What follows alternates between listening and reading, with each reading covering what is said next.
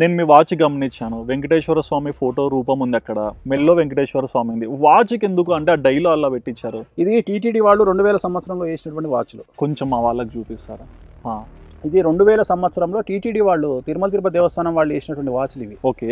2000 సంవత్సరంలో కొనుక్కున్న 2000 ఇయర్ అంటే ఇప్పటికి 25 సంవత్సరాలు అవుతుంది ఈ వాచ్ పెట్టుకొని. 25 ఏళ్ళు గోల్డ్ స్వామి అది కాదు, 700 రూపాయలు. ఇది 700 రూపాయల వాచ్. ఏంది వేణుస్వామి చేతికి 700 రూపాయల వాచ్? ఎగ్జాక్ట్ గా 700 రూపాయల వాచ్. నాకు వచ్చే గిఫ్ట్ ఒక్కొక్కటి 3 lakhs 2 lakhs వాచ్లు కూడా ఉంటాయి.